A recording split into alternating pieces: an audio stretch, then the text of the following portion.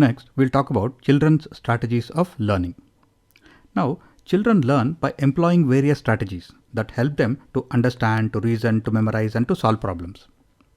For example, if you send a child to a market and tell the child that you need to get these 5 items from that shop, then the child probably will keep repeating the list to himself or herself, because that is a way that they can remember or memorize that list. Or there are mnemonics. For example, my very educated mother just showed us 9 planets, which is Mercury, Venus, Earth, Mars, Jupiter, Saturn, Uranus, Neptune, Pluto. So this mnemonic can be used to remember the names of all the planets in the correct order. Similarly, there are abbreviations like BODMAS, which help you in solving problems. Right? So BODMAS is an abbreviation for braces, and then orders, then division, multiplication, addition, and subtraction. So strategies can be used in all fields. They can be used in maths, in science, and in languages. So teachers must recognize the importance of such strategies. Right? And teachers can also teach strategies to children. So strategies may be taught directly or indirectly.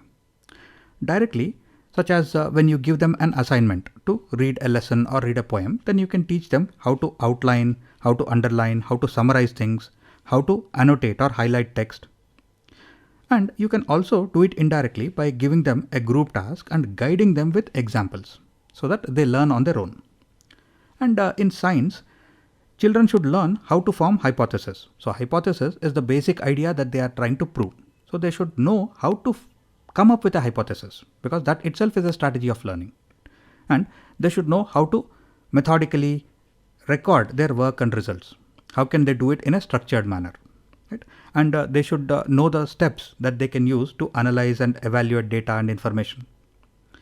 And in many times, children may also develop their own strategies.